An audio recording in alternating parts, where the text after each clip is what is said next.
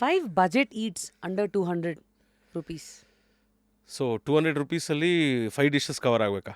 ಹಾಂ, ಅಂದರೆ 200 ರೂಪಾಯಿ ಒಳಗಡೆ ಓಕೆ. ಒಳ್ಳೆ ಅಲ್ಲ, ಒಂದು ಎವ್ರಿವೇರ್ ಸಿಗೋದು. In the Bangalore is like comes under 200 only. 200ಗಿಂತ ನಾನ್ ವೆಜ್ ಒಂದು ಬಿಟ್ಟರೆ 200 ಎಕ್ಸೀಡ್ ಆಗುತ್ತೇನೋ. Everything is like within 200 in Bangalore. It's fine. So ಇದೆಲ್ಲ Bangalore is not expensive at all when it comes to food. ಈಗ 3 cuisines which is really doing well in the charts in Bengaluru right now. 3 cuisines. First is South Indian. Second is like North Indian for sure. ಇಲ್ಲ, second is Chinese. ಹೌದಾ? Third I would say North Indian. So ಇವತ್ತು ಲಿಸ್ಟಲ್ಲಿ first South Indian ಇದ್ದೇ ಇದೆ. South Indian for sure. ನೀವು ನೋಡಿ ಎಷ್ಟು South Indian restaurants open ಆಗ್ತಾ ಇದೆ. Everywhere they're opening. And next ಬಂದು ದ ಚೈನೀಸ್ ಈಸ್ ಈಸಿ ಒಂಥರ. ಸೊ ಸೆಟಪ್ಗೆ ಅಷ್ಟೊಂದು ಎಫರ್ಟ್ ಇರಲ್ಲ. And next North Indian for sure. Since cuisines ಬಗ್ಗೆ ಮಾತು ಬಂದಿರೋದ್ರಿಂದ ಬೆಂಗಳೂರಲ್ಲಿ ಸ್ವಲ್ಪ ದುಡ್ಡು ಐ ಥಿಂಕ್ ಇವತ್ತಿನ ಜನ್ರೇಷನ್ ಜಾಸ್ತಿ ಓಡಾಡ್ತಾ ಇರೋದ್ರಿಂದ ಎಲ್ಲರಿಗೂ ಮೂನ್ ಲೈಟಿಂಗ್ ಮಾಡೋಕ್ಕೆ ಆಸೆ. ಎಲ್ಲೋ ಒಂದು ಕಡೆ ಕೆಲಸ ಮಾಡಿದೆ, ಓಣು ಓಪನ್ ರೆಸ್ಟೋರೆಂಟ್, ಈ ಥರ ಎಲ್ಲ ಎಕ್ಸ್ಪೆರಿಮೆಂಟ್ಸ್ಗಳು ಕರೆಕ್ಟ್ ಹೆಚ್ಚು ನಡೀತಾ ಇದೆ. ಹೌದು. So your advice for people starting a restaurant business for the first ever time without experience? So should do a proper research. ಅಂದರೆ ಆ್ಯಂಡ್ ಈಗ ಏನಾಗುತ್ತೆ, ಯಾವುದೋ ಒಂದು PF ದುಡ್ಡು ಇನ್ನೇನೋ ಬಂದಿದ್ದ ತಕ್ಷಣ they'll quit the job and 3-4 ಜನ ಸೇರ್ತಾರೆ. And they'll assume that it is a 50-50.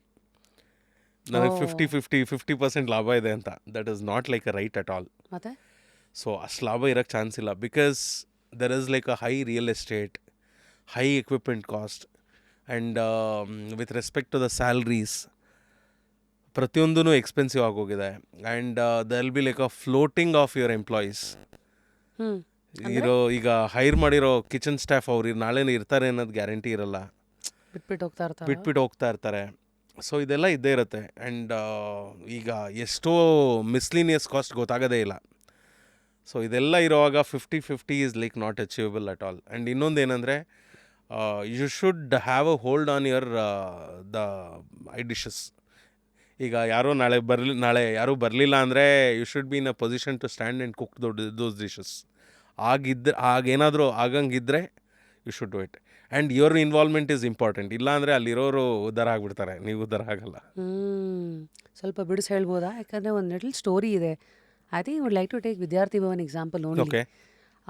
ಅವ್ರ ತಂದೆಯವರು, ಐ ಥಿಂಕ್ ಅರುಣ್ ಅವರ ತಂದೆಯವರು ಇವತ್ತಿಗೂ ಎಷ್ಟೊಂದು ಸತಿ ನಾನು ಗಲ್ಲಾಪೆಟ್ಟಿಗೆನಲ್ಲಿ ಕೂತಿರೋದನ್ನ ನೋಡ್ತೀನಿ. ಹೌದು. ನಾನೊಂದು ಚಿಕ್ಕ ಕಥೆನೂ ಓದಿದೆ, ತುಂಬ ಚೆನ್ನಾಗಿದೆ ನವೀನ. ಕಥೆ ಏನಂದರೆ, ದುಡ್ಡಿರೋ ಬಿಸ್ನೆಸ್ ಮ್ಯಾನ್ ಅವರು ಏನೇ ಆದ್ರೂ ಅವರು ಕ್ಯಾಶ್ ಕೌಂಟ್ರಲ್ಲಿ ಕೂರೋದು ನಿಲ್ಲಿಸ್ಲಿಲ್ವಂತೆ. ಯಾಕೆ ಅಂದರೆ ನಾವು ಎಷ್ಟು ಕಸ್ಟಮರ್ಸ್ಗಳ ಮುಖ ನೋಡ್ತೀವೋ, ಒಂದು ಆ ವಾರ್ಮ್ತ್ ಮೇಂಟೈನ್ ಮಾಡ್ತೀವಿ, ಎರಡನೇದು ಫೀಡ್ಬ್ಯಾಕ್ ಹಾಗೆ ಡೈರೆಕ್ಟಾಗಿ ಸಿಗ್ತಾ ಹೋಗುತ್ತೆ. ಅದು ಸಿಕ್ಕಿಲ್ಲ ಅಂದರೆ ಇಟ್ಸ್ ಲೈಕ್ ಈಗ ಜನರಲ್ ಆಗಿ ನೋಡಿ, ಹಳೆ ಹೋಟ್ಲಲ್ಲಿ ಇವತ್ತೇನೋ ಚೆನ್ನಾಗಿರಲಿಲ್ಲ ಅಂತ ಹೇಳ್ಬಿಟ್ಟು ಹಂಗೆ ಹೋಗ್ತಾ ಇರ್ತಾರೆ. ಬಟ್ ಚೆನ್ನಾಗಿಲ್ಲ ಅಂದಿದ್ದು ಮಾತ್ರಕ್ಕೆ they will not come back ಅಂತಲ್ಲ, ಮತ್ತೆ ಬರ್ತಾರೆ. ಚೆನ್ನಾಗಿಲ್ಲ ಅಂದರೆ ಮತ್ತೆ ಚೆನ್ನಾಗಿಲ್ಲ ಅಂತ ಹೇಳಿ ಹೋಗ್ತಾರೆ. So that the personal thing will be there. ವಾಮ್ತ್ಗೋಸ್ಕರ ಮತ್ತೆ ವಾಪಸ್ ಬಂದೇ 100%. ಬರ್ತಾರೆ. Yes. ಐ ಥಿಂಕ್ ಬೆಂಗಳೂರಲ್ಲಿ ಅದು ಏನು ಸಾರ್ ಏನು ಗೊತ್ತಿಲ್ಲ ಅನ್ನೋ, ಅಟ್ಲೀಸ್ಟ್ ಹೆಸರು ಗೊತ್ತಿಲ್ಲ ಅನ್ನೋ ಸಾರ್ ಅಂದರೆ ಮುಗಿದೋಯ್ತು. ಹೋಗ್ತಾರೆ. Correct. I think these are all things. So coming back to your point today, ಇವತ್ತಿನ ನ್ಯೂ ಏಜ್ ಜನ್ರೇಷನ್ಗೆ ಎಲ್ಲಿ ಎಡಬೋದು ಅಕಸ್ಮಾತ್ ಹೋಟೆಲಲ್ಲಿ day in and day out ಒಬ್ಬರು ಓನರ್ ಇಲ್ಲ ಅಂದರೆ? ಸೊ ಪ್ರತಿಯೊಂದು ಕಡೆನೂ ಮಿಸ್ ಆಗುತ್ತೆ. ಈಗ ಎಕ್ಸಾಂಪಲ್ ಇನ್ವೆಂಟ್ರಿ. ಸೊ ಇನ್ವೆಂಟ್ರಿಯಿಂದ ಕಿಚನ್ಗೆ ಎಷ್ಟು ಬರುತ್ತೋ ಎಷ್ಟು ಬರಲ್ವೋ ಗೊತ್ತಿಲ್ಲ, ಅಲ್ಲಿ ಕಟ್ ಆಗ್ಬೋದು.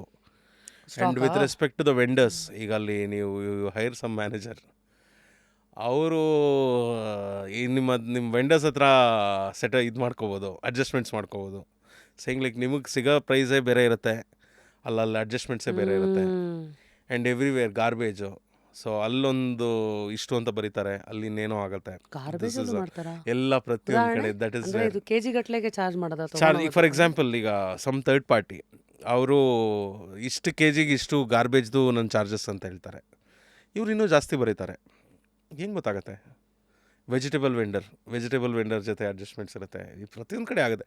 ಅನ್ಲೆಸ್ ಯು ಡೋಂಟ್ ಮಾನಿಟರ್, ಪ್ರತಿಯೊಂದೂ ಇದೇ ಥರ ಎಡವಟ್ ಆಗುತ್ತೆ. ಎಷ್ಟೇ SOP ಹಾಕಿದ್ರು SOP is good with respect to kitchen inside. ಈ ಬರೋದು ಹೋಗೋದು ಇದ್ದೇ ಇರುತ್ತಲ್ಲ, ಅದೇನು ಮಾಡೋಕ್ಕಾಗಲ್ಲ. ಸೊ ಅದನ್ನು ನೀವೇ ಮಾನಿಟರ್ ಮಾಡಬೇಕು. You should have somebody who is trustworthy ಅಲ್ಲಿ ಕೋಆರ್ಡಿನೇಷನ್ಗೆ. ಇಲ್ಲ ಅಂದರೆ ಕಷ್ಟ.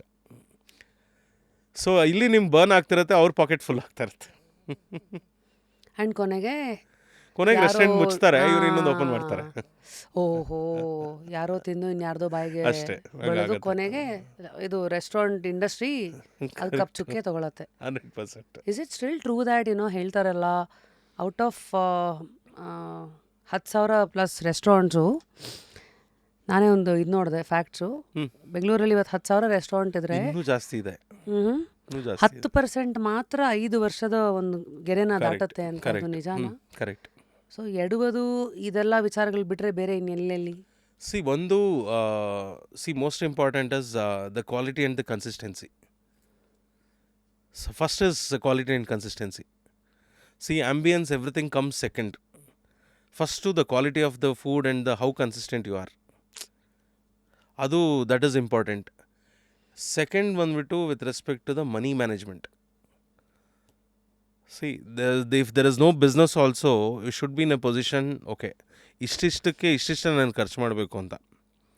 And choosing a right vendor. ಈಗೇನಾಗುತ್ತೆ, ಓಕೆ ನನಗೀಗೇನೋ ಒಂದು ಐಟಮ್ ಬೇಕು, ನಾನು ಜೆಪ್ಟೋಯಿಂದ ಆರ್ಡರ್ ಮಾಡ್ತೀನಿ ಅಂತ ಈ ಥರ ಆಗ್ತಿರುತ್ತೆ.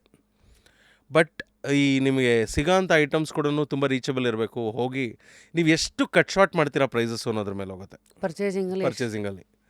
So that matters a lot. And again marketing, how good you'll be marketing a place.